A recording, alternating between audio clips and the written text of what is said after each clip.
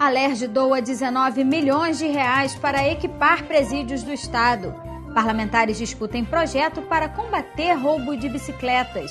E hospitais, delegacias e centros sociais terão que divulgar o serviço Viva Voz 132. O Jornal da Alerj começa agora.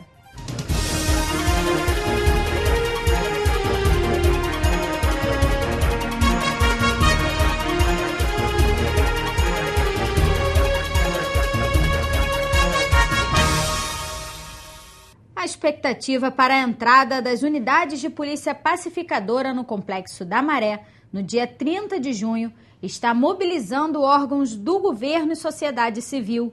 Eles apresentaram projetos para a comunidade em um debate organizado pelo Fórum de Desenvolvimento Estratégico do Estado. O presidente da Alerj, deputado Jorge Pisciani, disse que a Assembleia Legislativa vai fiscalizar rigorosamente o cumprimento das políticas públicas propostas pelos órgãos do Estado. Representantes de setores do Estado, Prefeitura e Poder Judiciário apresentaram ações que serão desenvolvidas na nova fase de pacificação em junho.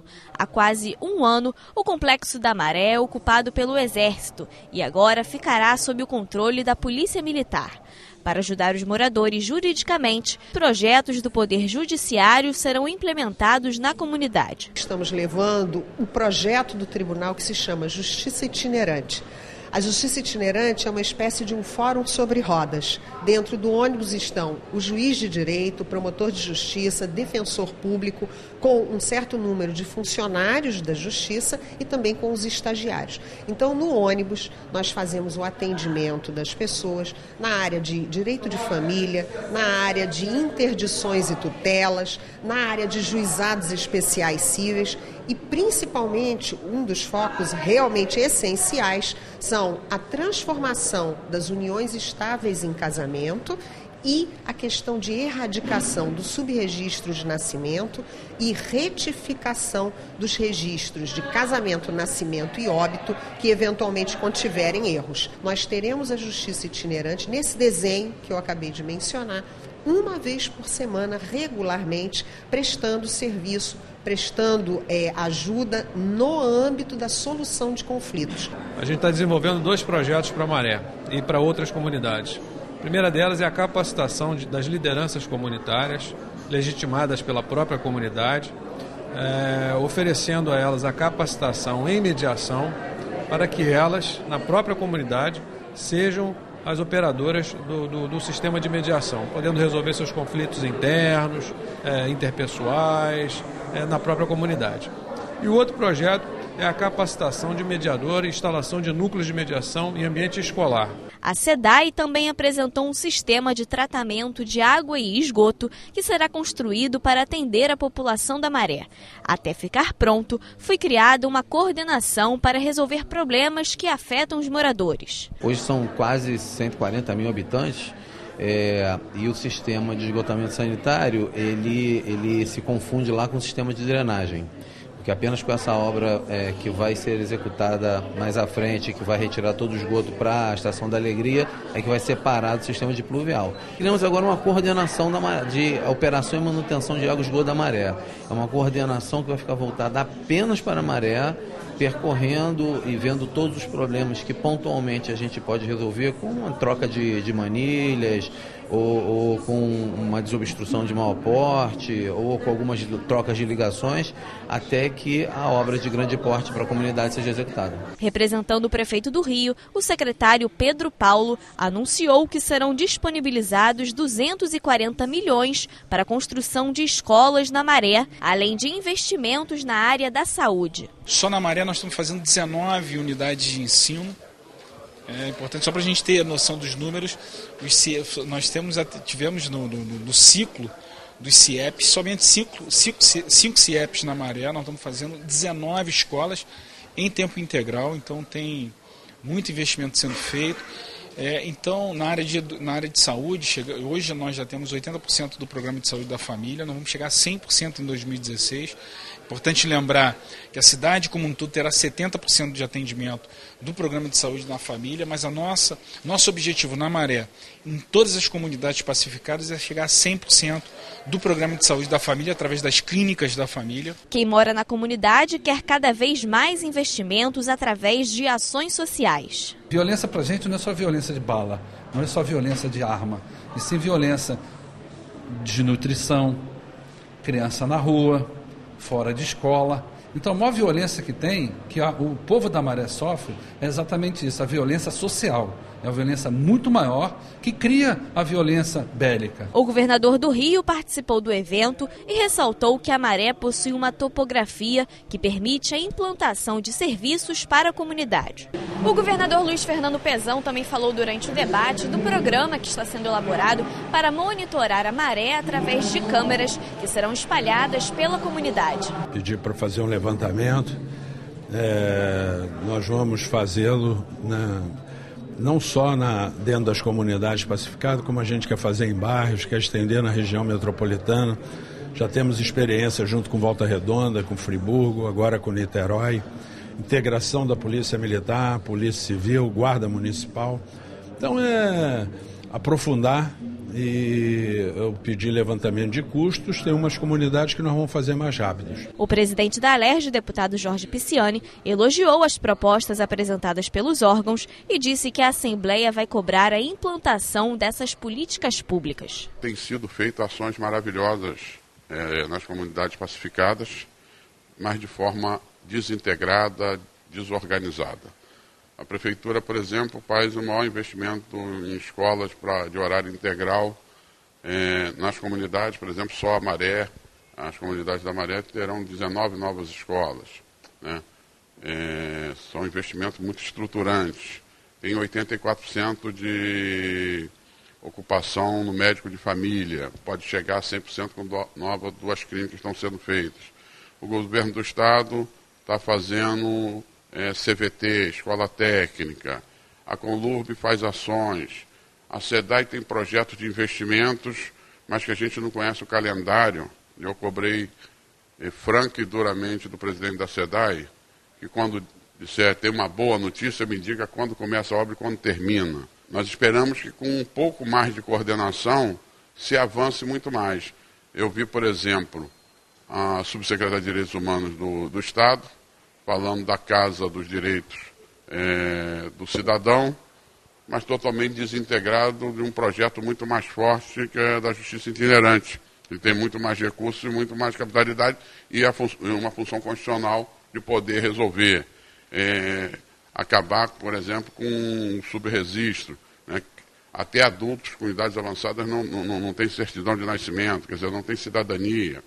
Então você vê que tem muitas ações que precisam de coordenação. O papel do parlamento é tentar coordenar. Nesta quinta, a Alerj doou 19 milhões de reais para equipar os 33 presídios do estado com aparelhos de scanner corporal. A compra dos equipamentos vai garantir o cumprimento da lei aprovada pela Alerj, que proíbe a revista íntima nos presídios do estado. Nós ainda vamos iniciar a obra de adaptação. Nós conseguimos também com a própria empresa 5% de desconto, e nesse desconto eles vão fazer a nossa obra para ser colocado os nossos scanners. Então, para finalizar, 180 dias. Né? Nós, quando fecharmos o contrato, que o processo já está se fechando até segunda-feira, tem um que vai ser entregue de imediato, mas temos que fazer uma obra para alocá-los na unidade. Mas eu tenho certeza que 180 dias vai estar tudo entregue e funcionando. E nós, da SEAP, já não estamos mais usando essa revista fechatória. Durante a entrega do cheque, o presidente da Alerj, deputado Jorge Pisciani, destacou a importância de economizar recursos do orçamento próprio da Alerj, que agora vão ser empregados na compra de scanners para a SEAP. Acreditamos que seja positivo, não só para o funcionalismo público, mas sobretudo para a sociedade como um todo, mostrando que o Rio de Janeiro dá um exemplo ao Brasil de que nós devemos buscar humanizar e não fazer com que as pessoas se sintam mais revoltadas. A pessoa está lá, foram condenadas, estão cumprindo as suas penas, isso não pode ser estendido à família do preso. nada mais degradante do que uma revista vexatória. A Assembleia vai continuar economizando e aplicando em bons projetos. A deputada Marta Rocha lembrou do cuidado da Casa em tratar do assunto com a aprovação da lei que proíbe a revista íntima no sistema penitenciário e no Degase. O presidente consultou o então secretário Sérgio César Rubens e posteriormente o atual secretário Eri Costa Filho.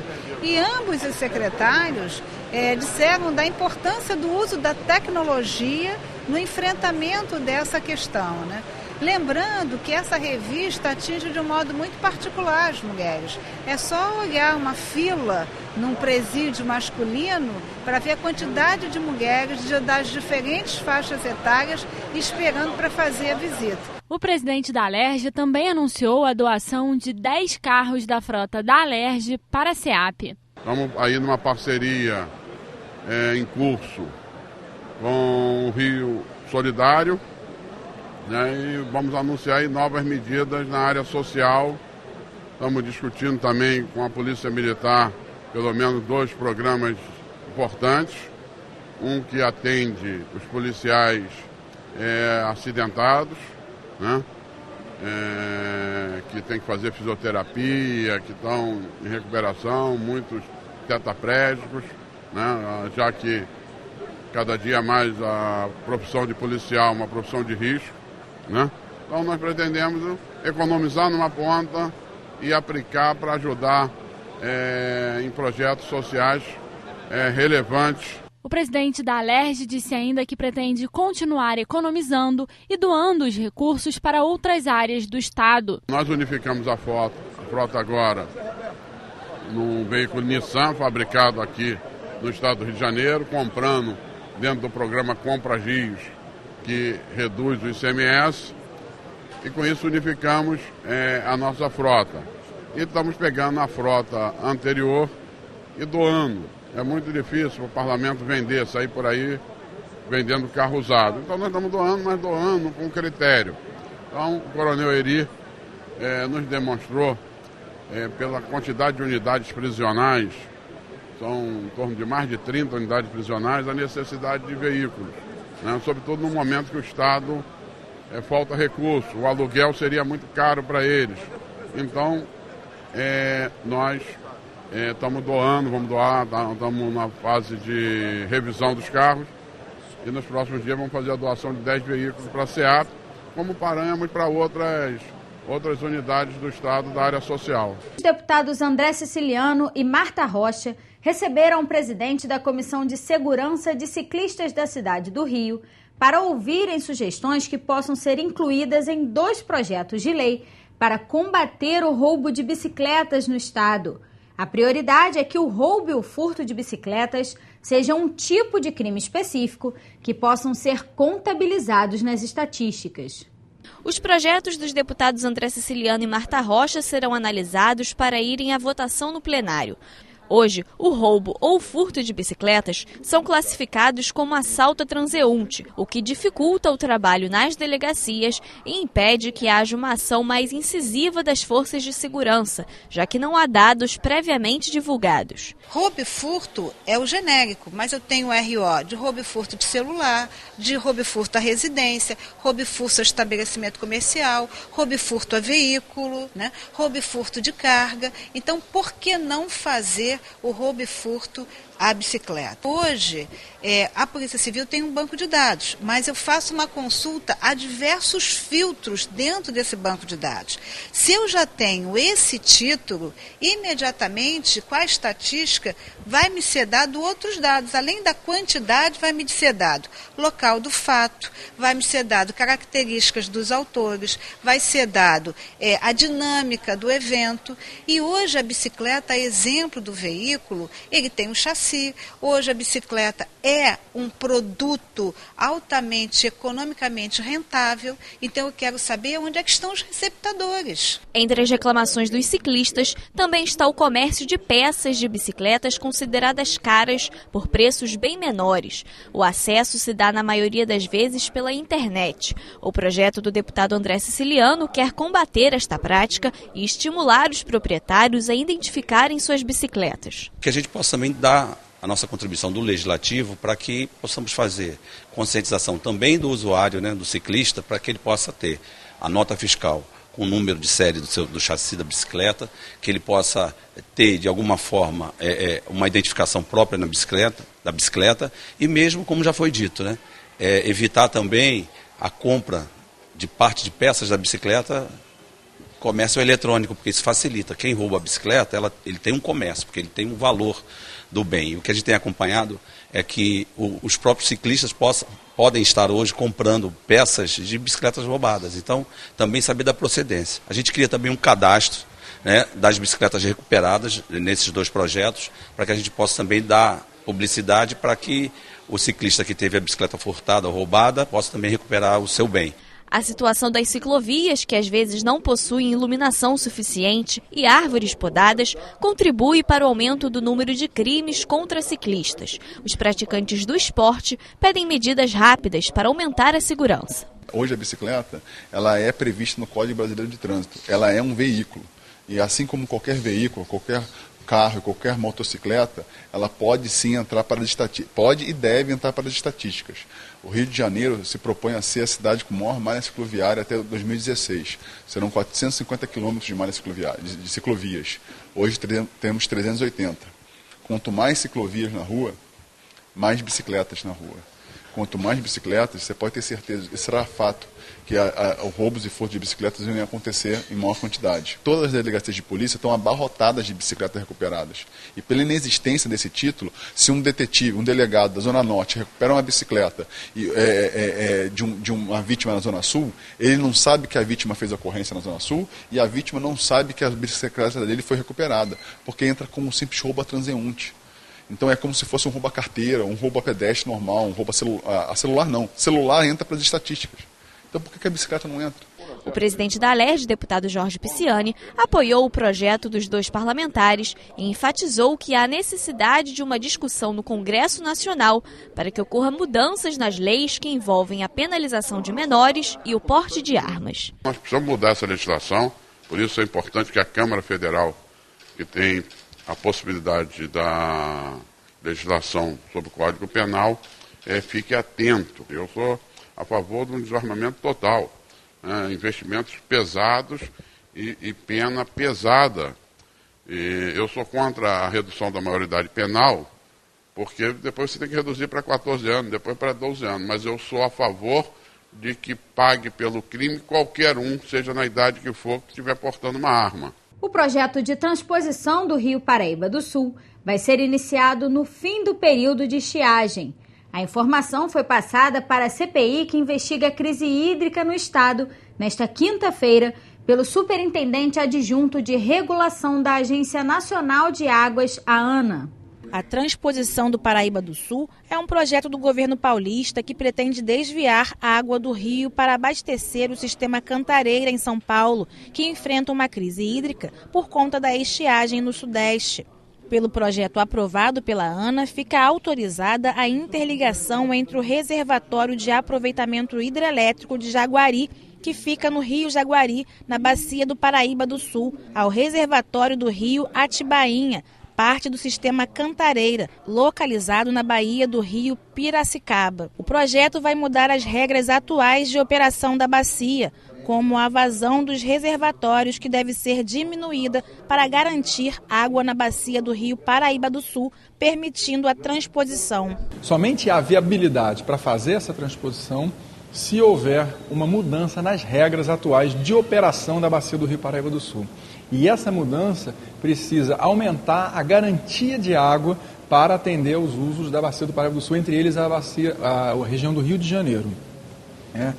Então, com base nisso, foi proposta pela ANA e pelos estados do Rio, São Paulo e Minas uma nova regra de operação para a bacia do Rio Paraíba do Sul, que vai permitir a viabilidade da transposição e também aumentar a garantia de água para o Rio de Janeiro. Essa nova regra foi acordada pela ANA e pelos estados de São Paulo, Minas e Rio, e no momento ela está num processo de discussão junto ao Comitê da Bacia do Rio Paraíba do Sul e ao Operador Nacional do Sistema Elétrico, o ONS. Quando nós recebermos a manifestação do ONS, nós vamos avaliar as propostas e aí vamos concluir a nova regra da bacia, em conjunto com o Estado do Rio de Janeiro, o Estado de Minas e o Estado de São Paulo, e publicar então uma nova regra, uma nova resolução, definindo como que tem que ser operada a bacia do Rio Paraíba do Sul. O representante da ANA falou também sobre a construção de uma soleira submersa na foz do Rio Guandu para diminuir a invasão da água do mar pelo interior das rochas, que afeta empresas localizadas na região. Segundo Patrick Tomás, a construção da soleira, que será paga pelas empresas locais, está aguardando a autorização da Marinha para ser iniciada e vai ajudar a reduzir a vazão do Rio Guandu de 190 metros cúbicos por segundo para 110 metros cúbicos por segundo. Para evitar o problema de intrusão salina, está sendo construída uma estrutura no rio, uma soleira submersa, que é uma estrutura que vai estar dentro do rio e vai impedir que a intrusão salina suba o rio e afete as captações das indústrias. Então, com essa estrutura, vai ser possível reduzir a vazão do Rio Guandu sem atrapalhar, sem causar interrupção das captações das indústrias, porque essa estrutura vai conter a intrusão salina próxima da foz e vai fazer com que a qualidade da água onde as indústrias estão localizadas se mantenha boa e permita que elas continuem captando. O presidente da CPI, deputado Luiz Paulo, elogiou a apresentação feita pelo representante da ANA e solicitou que seja encaminhado à CPI o projeto de transposição do Rio Paraíba do Sul. A Agência Nacional das Águas, que é intitulada de ANA, mandou aqui um profissional bastante habilitado e conhecedor do assunto, que foi o engenheiro Patrick, né? E ele deu as explicações necessárias, né, sobre o que será essa captação, essa transposição do Rio Paraíba do Sul, no sentido de, no período de crise hídrica, se manter 110 metros cúbicos por segundo de vazão no rio, que seria o mínimo necessário para o sistema Guandu funcionar bem e também para se evitar a língua salgada no canal do Rio São Francisco, né? E também mostrou que fora do período crítico se quer trabalhar com uma vazão de 190 metros cúbicos por segundo, que é uma vazão boa para diluir também a carga sólida dentro do rio. Agora, nós vamos pedir à ANA o projeto que a Sabesp fez dessa transposição, né? Como também tentar verificar qual é o cronograma dessa transposição, para que essa transposição seja uma via de mão dupla, isto é, para tirar a água do Paraíba e levar para o sistema de Piracicaba, onde tem Cantareira, mas também para ter a função reversa, né, quando assim for necessário. A redução no número de adolescentes que usam drogas no estado depende de uma integração entre as secretarias de saúde, assistência social e o Ministério Público. A conclusão é da secretária Tereza Cosentino, que foi ouvida nesta quinta-feira pela CPI do crack. Durante a reunião, a secretária de Assistência Social informou: mais de 70% dos adolescentes que estão nas ruas têm família e viveram em um lar violento. Por isso, muitos recorrem às drogas para aliviar a dor e saciar a fome. Ela explicou que para tratar um dependente químico é preciso primeiro admitir que a droga dá prazer. Para a secretária, é preciso encarar o problema com lucidez. Tereza Cosentino disse que é necessário utilizar gatilhos para a recuperação dos usuários. Destacou a prática de esportes e das artes. A questão do compromisso que o esporte traz e a arte também traz, eu não posso falhar porque o meu time conta comigo. Então eu não posso chegar para jogar de ressaca, doidão, porque se eu sou goleiro eu vou frangar todas, né? Eu tenho um compromisso com o meu time. Eu tenho um compromisso com aquele coletivo que me ajuda. E fora isso, o brasileiro tem uma facilidade para praticar esporte que é uma coisa impressionante, né? Badminton. Ninguém já ouviu falar em badminton até um ano atrás, já é campeão de badminton. Qualquer coisa que você leve o esporte para a criança brasileira, ela tem habilidades físicas muito grandes.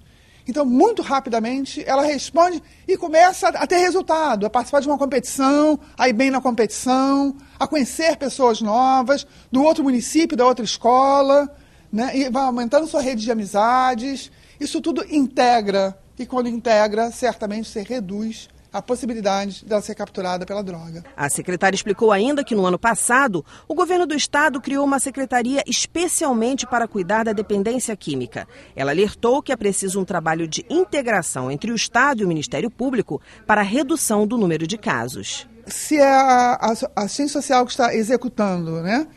E eu chamo, portanto, de acolhimento ou abrigamento. Mas se eu tenho um médico, o Ministério Público passa a entender que aquilo é uma unidade da saúde. Se não é da saúde, se é da ciência, não pode ter médico. Mas o que eu faço, que é cuidar desse menino, eu preciso de um médico de plantão. Porque esse menino pode ter uma crise convulsiva, ele pode apresentar problemas pela ausência da droga, do consumo da droga. Então, essa compreensão assim, de várias reuniões com o Ministério Público, a gente chegar a um entendimento que essa instituição é uma instituição híbrida. Eu acho muito positivo, e até mais, ou durante a CPI ou depois da CPI, e não como uma convocação, mas como uma sugestão de política pública, a reunião da Secretaria de Assistência com o Secretário de Saúde e a Secretaria de Prevenção às Drogas para estabelecer uma política efetiva. Estabelecendo as regras, eu acho que fica ainda melhor para que na ponta esses meninos e meninas, esses jovens, tenham um efetivo combate e tentar solucionar esse grande problema da droga no estado do Rio de Janeiro. A CPI, que investiga as perdas econômicas e sociais que o estado sofreu nos últimos 10 anos por influência da má gestão na Petrobras, vai estudar uma forma de propor uma revisão tributária para o estado do Rio, em seu relatório final. Nesta quinta-feira, a comissão ouviu o economista José Roberto Rodrigues Afonso, que falou sobre as perdas da estatal e da arrecadação do estado. Segundo o economista, este ano o Rio já perdeu 35% do repasse mensal de participação especial e pode perder ainda mais. A queda do preço internacional do petróleo e o fato de o estado não poder tributar em cima do produto foram alguns fatores destacados por José Roberto Rodrigues Afonso como causas para que o estado perca aproximadamente 11% da sua receita própria a longo prazo. Segundo o economista, houve uma deterioração da governança corporativa da Petrobras, uma piora na lucratividade, um endividamento crescente, principalmente com os bancos estatais, decrescente arrecadação de tributos e uma brutal perda do patrimônio público. O ideal é uma recuperação da credibilidade da empresa, da governança da empresa e, junto com isso, uma revisão dos investimentos e da forma como a empresa contribui com impostos, com royalties e com participações especiais para que isso possa permitir reverter o quadro atual de dificuldades que acaba atingindo todos os governos do estado. O Rio, que já está perdendo receita com a queda dos preços e também com a desorganização da Petrobras, ainda teria uma nova perda, tendo que redistribuir para os demais estados não produtores essa receita. No conjunto, quer dizer, somado isso tudo, é uma preocupação que o Rio de Janeiro possa vir a perder algo como 56% do que ele recebe hoje do setor de petróleo, e isso representaria algo como 11% a 12% da sua receita própria. É muita receita e num momento em que, obviamente, você não tem possibilidade de cortar gastos com educação, com saúde, com segurança para compensar essa perda de receita. O presidente da CPI, deputado Edson Albertassi, considerou as informações passadas pelo economista à CPI relevantes e disse que a comissão vai estudar a construção de uma lei específica de revisão tributária para o estado. Demonstrou claramente aqui a participação decadente da Petrobras nas receitas tributárias de todo o país, e isso afeta radicalmente o Rio de Janeiro. Isso foi demonstrado aqui com dados publicados recentemente pela Petrobras, também pela Agência Nacional do Petróleo, e com isso a gente tem, de fato, aqui a opinião sincera dele de que há necessidade de uma revisão tributária no país, e também aqui no Rio de Janeiro a necessidade real de também se fazer uma revisão tributária para que a gente tenha, de fato, para os próximos anos, uma condição mais tranquila de receitas aqui no Rio de Janeiro. Eu acho que esse é um dos pontos de contribuição que a CPI pode deixar, a proposta de uma lei específica Ainda, claro, não temos a informação exata do que pode ser, mas ele também vai encaminhar contribuições para que a gente no futuro possa, de fato, encaminhar no relatório e assim, casa a casa, aceite que aprove em plenário para que a gente tenha, de fato, uma condição melhor nas receitas tributárias do Rio de Janeiro. A empresa olímpica municipal fez uma apresentação sobre a preparação dos Jogos Paralímpicos de 2016 aos deputados da Comissão da Pessoa com Deficiência. Os parlamentares saíram otimistas da primeira audiência pública do grupo. Os Jogos Paralímpicos Rio 2016 vão receber mais de 4.000 atletas, que vão disputar 23 modalidades esportivas. O Parque Olímpico, na Barra da Tijuca, abriga 10 modalidades, como basquete e judô. Em Deodoro, mais 4 modalidades, entre elas o rugby. Luiz Eduardo Pesotti destacou a preocupação com a adequação das instalações e do seu entorno à necessidade de acessibilidade de atletas e espectadores. Ele disse que o piso do parque dos atletas, por exemplo, está sendo todo desenvolvido no local para evitar a trepidação das cadeiras de rodas. Nesse entorno imediato de todas as instalações esportivas, todos eles estão sendo requalificados de formas a adequá-los à acessibilidade, adequá-los à quantidade de pessoas que vão usar esse espaço durante a Olimpíada e a Paralimpíada, que a gente fala aí de uma multidão. Então a gente precisa de várias áreas da cidade requalificadas e com condições necessárias para que o público chegue a essas instalações com qualidade, com conforto, como qualquer pessoa, seja com mobilidade reduzida, com pessoas em cadeira de roda ou pessoas sem deficiência. E nós temos muita preocupação não só com o local onde vai ser efetuados os jogos,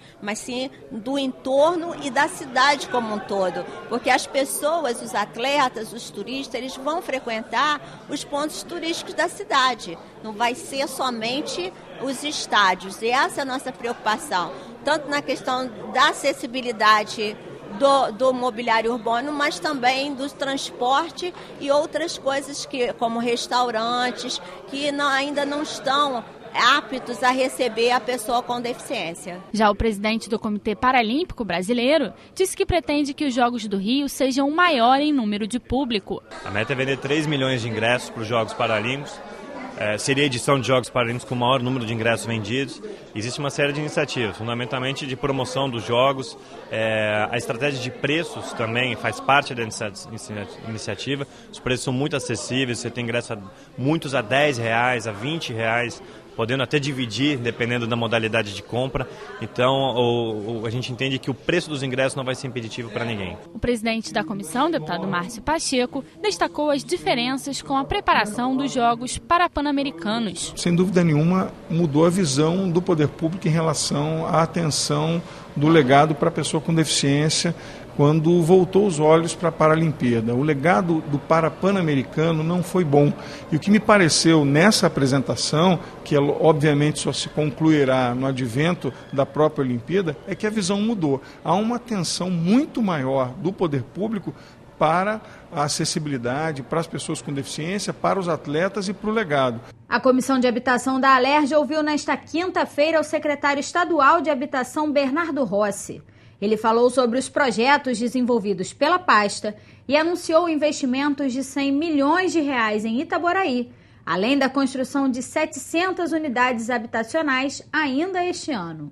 Segundo o secretário, cerca de 10% dos domicílios do Brasil estão em situação precária. Só no Rio de Janeiro, esse número chega a 450 mil residências. Ele explicou o que tem sido feito pelo governo do estado para minimizar os problemas. Desde 2007, mais de 102 mil moradias já foram entregues à população. Também estão em desenvolvimento programas para facilitar o acesso de servidores públicos à casa própria, melhorar as áreas no entorno de habitações populares, construção e valorização de conjuntos habitacionais, apoio às famílias que perderam imóveis em catástrofes naturais ou que ainda vivem em locais de risco. Programas muito importantes, como o Meu Lugar, que é um programa de infraestrutura, onde nós mudamos a realidade de um bairro, de uma comunidade, que as pessoas não tinham saneamento básico, pisavam na lama, comunidades que não tinham drenagem, e a SEAB, junto com o ITED e a Secretaria, fazem essa transformação na vida das pessoas. Porque reduzir o déficit habitacional não é só a construção de casas. É manter o que já existe, é a construção de casas, é fazer regularização fundiária, programas como o programa de Cara Nova, que eu também tive a oportunidade de falar aqui, programas em parceria com a Defesa Civil também, que é voltado para essas pessoas, como o programa Habitar, com o programa SOS Habitação. Então, sim, nós estamos voltados para quem nunca teve o lar, mas também para quem perdeu o seu lar ou para pessoas que vivem precariamente. O deputado Dr. Sadi Noel comemorou o anúncio de investimentos de 100 milhões de reais do programa Meu Lugar no município de Itaboraí. É o investimento mais importante que vai ser feito na nossa cidade, tirando o Comperge, do governo do estado nos últimos 20 anos. Quero agradecer ao secretário Bernardo Rossi por tamanha coragem de botar numa cidade que nada tem em termos de saneamento, asfalto e água, um projeto de tamanha magnitude. A presidente da Comissão de Habitação, deputada Zeidan, pediu que a secretaria envie à Alerj informações sobre a segurança nos conjuntos habitacionais, os programas de integração social e a previsão de construções para 2015. Ela também cobrou empenho para resolver os problemas habitacionais no interior do estado. Nós temos muitos problemas habitacionais, um déficit muito grande aqui no município, mas nós temos uma prioridade de olhar a questão fundiária também. Então nós estamos conversando com o movimento social, o MST, e queremos sensibilizar o governo do estado, o nosso governador Pezão, que tem certeza que tem esse olhar, para que nós possamos, no interior, priorizar os assentamentos. Temos muitas terras improdutivas, nós precisamos potencializar essa produção agrícola no estado do Rio, transformar, que eu sempre digo, o interior do Rio como o interior paulista de São Paulo. O estado do Rio tem uma potência econômica muito grande que está subutilizada. Nesta quinta-feira, os parlamentares rejeitaram 2 vetos do governo a projetos aprovados na Alerj. Um deles foi ao projeto do deputado Samuel Malafaia, que obriga hospitais, delegacias e centros sociais a divulgar o serviço Viva Voz 132. O atendimento oferecido pelo governo federal orienta sobre os riscos do uso de drogas. O aviso deve ser feito com placas, cartazes ou adesivos. O veto foi rejeitado e o projeto vai virar lei. O programa está feito, o programa do governo federal, com base na universidade lá do Rio Grande do Sul, atende os telefones, tanto os fixos quanto os celulares, sem custo nenhum, sem identificação da pessoa. Você pode colocar um cognome, porque às vezes eles pedem que a pessoa que já tenha se comunicado dê um cognome, Joaquim, Juca, tá? Para que possa seguir depois, saber que o Juca que está naquele problema. Eles aconselham, eles informam onde tem um CAPS, o que fazer, onde fazer uma entrevista, onde a família levar o drogado, internação livre ou compulsória. Então, é um serviço de primeiríssima linha, como já devia ter no Brasil, e felizmente o governo federal está patrocinando. Outro veto analisado foi ao projeto da deputada Lucinha, que autoriza o governo a criar o regime assistencial especial de atendimento de emprego e renda para mulheres vítimas de violência conjugal. O objetivo da proposta é garantir a inserção de mulheres no mercado de trabalho. O texto garante 20% das vagas de cursos de capacitação e qualificação profissional oferecidos pela Secretaria de Trabalho do Estado e também 20% dos encaminhamentos mensais feitos pelas agências de trabalho do governo para as vagas em empresas. O veto foi derrubado. Nós criamos um percentual de 20% dos cursos de qualificação profissional anual sejam destinados às mulheres que sofrem esse tipo de violência, como também inserir no mercado de trabalho, através da Secretaria Estadual de Desenvolvimento e Emprego e através da própria Secretaria de Desenvolvimento Social.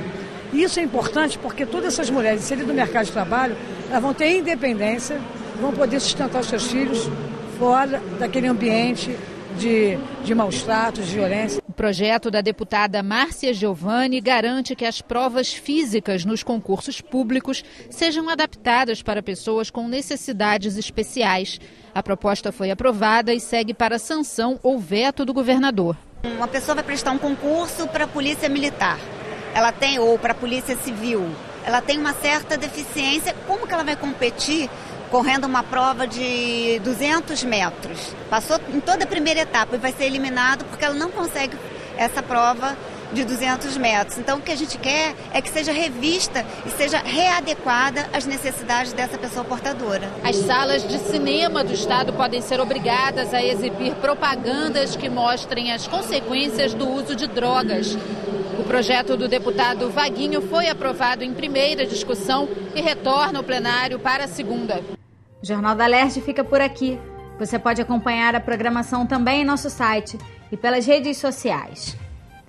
TV Alerj, o canal do povo fluminense.